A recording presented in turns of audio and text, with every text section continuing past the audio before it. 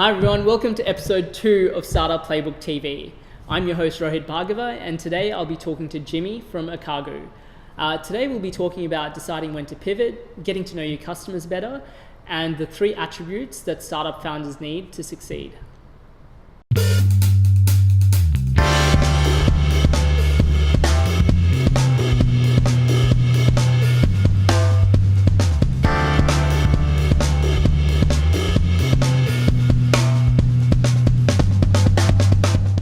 Hey Jimmy, welcome to Startup Playbook TV. Tell everyone about yourself and what you're working on at the moment. Yeah, cool. Thanks, Rohit. Thanks for inviting me to this. It's really exciting. Good to have you here. Thank you. My name is Jimmy. I'm the co-founder CEO of Akagu. It is a reverse auction marketplace for fashion, for Australian independent local designers. And we're introducing a very unique way to sell and buy things in the fashion retail space. How the auction works is it's essentially the opposite of eBay. So prices start high, and as time goes by, the price drops, and the first bidder wins rather than finding out right at the end and having to outbid other people. How we got onto the idea was probably a couple of years ago. There were 2 situations that happened very closely together. So the first one was my partner had come back from a warehouse sale. And she had bought a lot of things, as you can imagine, probably 80-90% off, really good prices. And when she came home, she tried them on, and a few of them didn't fit very well. So she decided to resell it on eBay, as you do, and ended up getting prices that were very close to retail, which I thought was very interesting because, it was a good outcome for her because she made a nice profit. It was a good outcome for the customer because, they were happy to pay at that price. But I thought it was a really bad outcome for the designer because they were unable to clear that stock in that season, find the right customer, and that's why it ended up in the warehouse sale. And they totally missed that demand, which was there. So that was in my mind. I didn't have a solution for it. I just thought it was really funny. And then a week later, my friend, our co-founder Daniel, he caught up with me for lunch, and I think his brother had just come back from Europe and spoke about this Dutch auction model. I'd never heard of it before, but I thought it was really compelling. We'd never, I don't think it's very common or popular for some reason, and we thought, let's give it a go. And then we started to contact a few designers, and they were very interested, and that's how it started. Yeah. Very cool. And what sort of stage is the business at the moment? It's about 2 weeks from launching, so it's really exciting. So over the last year, I've been working on it full time, and it was just building the product out, growing up sort of like early adopters, both from the designer part of the marketplace and the customer marketplace, and that's where we're at. We're pre-launch, but very close to launching. Sure. And so you wanted to talk about a couple of things today? Yeah, did. Yeah. So I would consider 2016 as my rookie year. So, first year out doing it full time, went through a whole bunch of highs and lows, and it was, by the end of 2016, I was very burnt out. And so coming into 2017, I thought, look, this is my second year, I'm a bit wiser, kind of, know what I'm doing a little bit more. Yeah. But now I have also some very interesting questions, in my opinion, that I'd like to find out more about Sure. from you. So the first one is, at what point do you know when to pivot your business or your early stage startup? Sure. So when you say pivot, you mean, you've got a concept for a business or a particular feature, and things aren't sort of going to plan, and to know whether you need to devote more time or do more with it, or kind of move on to something else. Is that? Yeah. Is that? Yeah. Just trying to get more context for the question. So, it's very hard to know. First of all, I think it's a little bit intuitive. It's a little bit, a case of everyone's slightly different. For us, it was a case. So I can tell you about my experience with StageLabel, which is a crowdfunding for fashion platform. We launched with the entire concept of, essentially making it easier for designers to test, validate, and fund individual items from their collections pre-production. And so it was a very new concept. This was before Kickstarter had come to Australia, before crowdfunding was really kind of known in this country. So what we realized was the education aspect was a big part of what we had to do. So we had to educate both the designers in how the platform worked, but also the customers in understanding what is crowdfunding, why am I pre-buying stuff before it's actually made. And so what we kind of learned from going through that process, we didn't have the engagement that we kind of wanted. We had designers that were really interested, but it would take a very long time for them to actually put anything on our platform. Right. We realized that speed was really important. So, as you're probably kind of finding in a marketplace, you need to populate and have products on there that are ready to go on auction, and you also need to have the customers coming in. And so one of the biggest learnings for us was, things aren't quite working because we just don't have products that are coming on quickly enough onto the platform. So anytime we're getting a new visitor, they've got just limited products, and that isn't kind of moving quickly enough. So what we did was we introduced a new feature called StageLabel Concepts. Okay. So it was built on the crowdsourcing aspect, where our customers would essentially vote on designs that they wanted to kind of see as part of the process. And so what that did was it reduced the need for information that designers had to provide to us. And it also increased the engagement from customers actually getting involved a little bit earlier, rather than having to go straight from, I have no idea what this concept is, to me actually making that transaction. So again, it's very different. I think a lot of it is just based on what's the feedback that you're getting from customers. Why is it not working? Because, in terms of features, in terms of, products, in terms of doing anything, there's so many options ahead of you. It's not a case of can you build that solution, but it's, is that right for your particular customer? Yep. So I would say, everything, whether you're launching a product, whether you're sort of testing, again, different marketing channels or whatever it is, understand why things are or aren't working. So talk to your customers, find out what their engagement, find out what their pain points are, find out why they're not engaging or why they are engaging.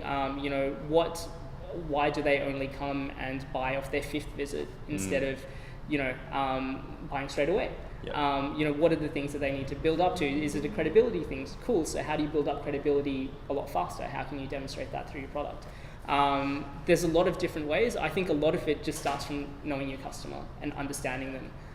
Pivots are essentially you're just realigning what you thought the customer wanted to something, hopefully, that fits more into a solution that matches the customer.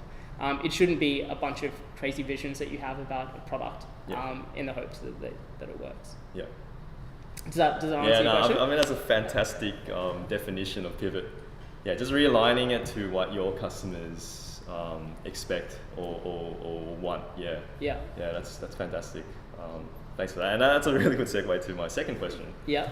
Which is, how do you find out more about your customer base in terms of,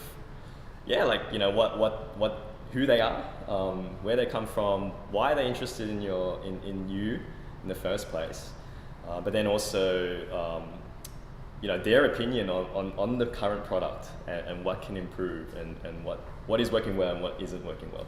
Sure. So in terms of how you do that, or?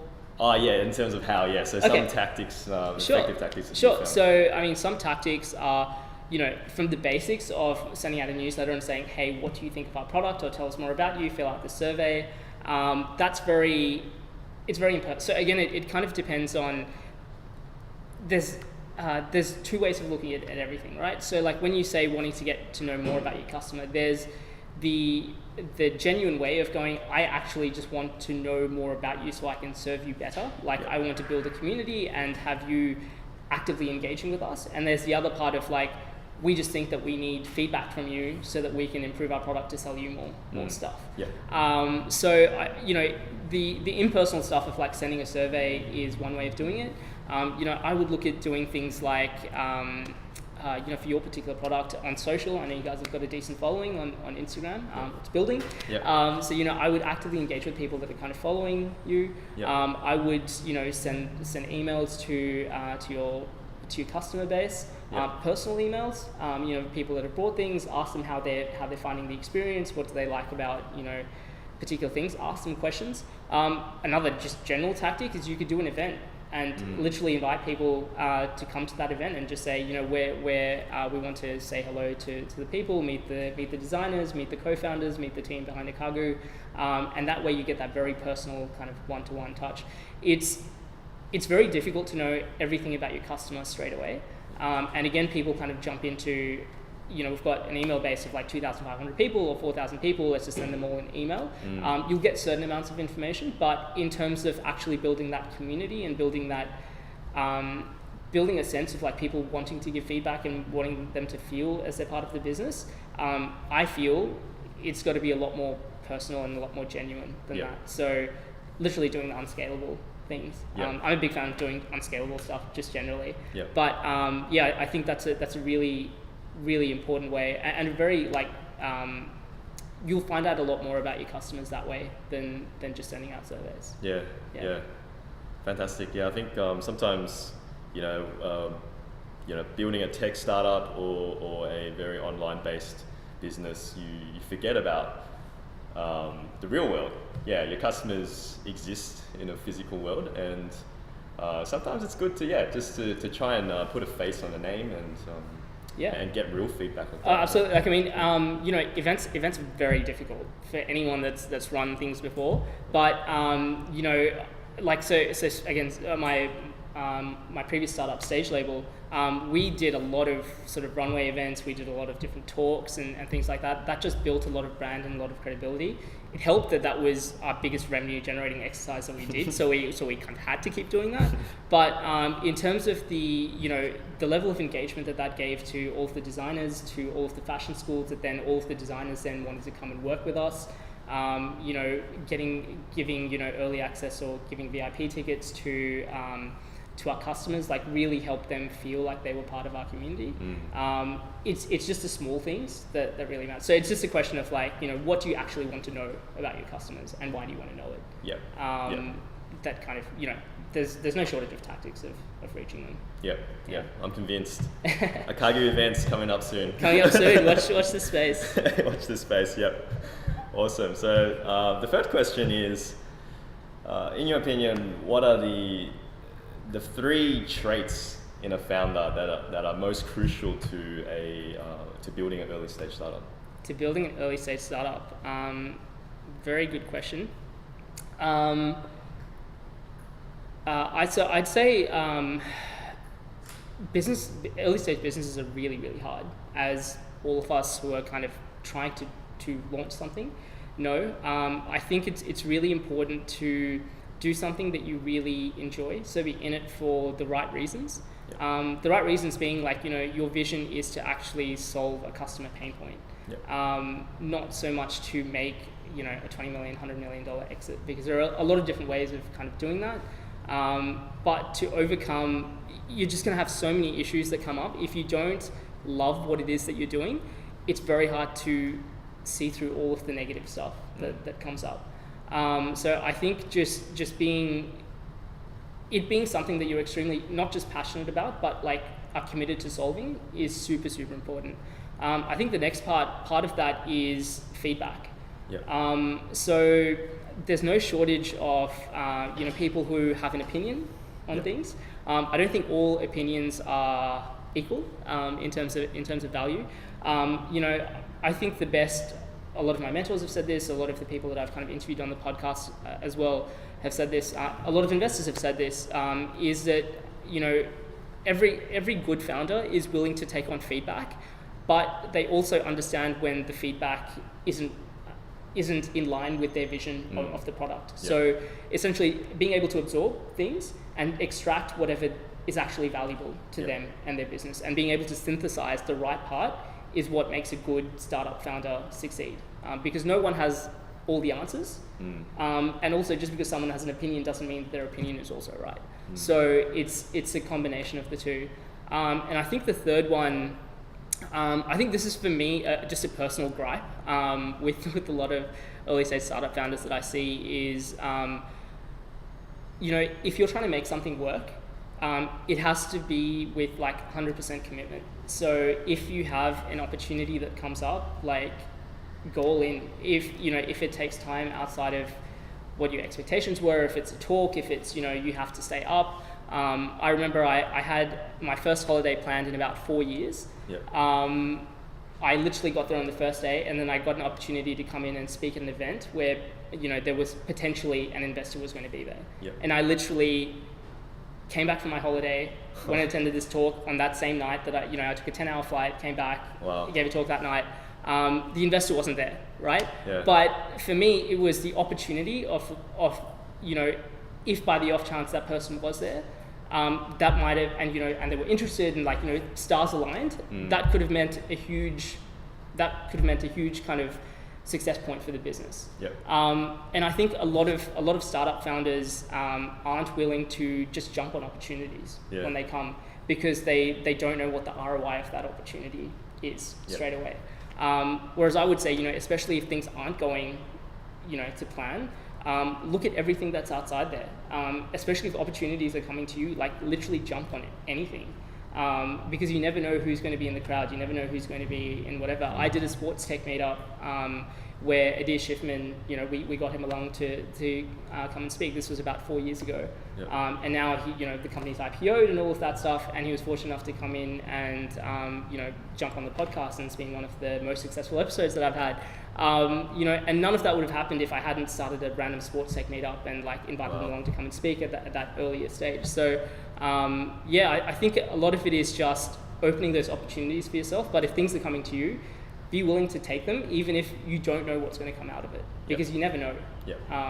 And worst case, you put yourself out there, you develop more skills, you just get the name out there. So just doing what needs to be done, preparing yourself for opportunities, and if they're there, it's just grasping it with both hands. Yep. Yeah, those would be my three. Damn, nice. Awesome. Jimmy, for anyone who wants to find out more about Akagu, get in touch, sign up to your reverse auctions, what's the best way for them to do that? Yeah, so our you can find us on akagu.co, and my personal email is jimmy@akagu.co. So how do you spell Akagu? It's AKAGU .co. So that's how you can find us. And yeah, make sure you check it out. Very cool startup. Again, if you enjoyed this episode, don't forget to like, share, and subscribe. And if you want to be featured on a future episode, send me an email at rohit@startupplaybook.co. Thanks for watching, and thanks for being here, Jimmy. Thanks, Rohit. Thanks, mate.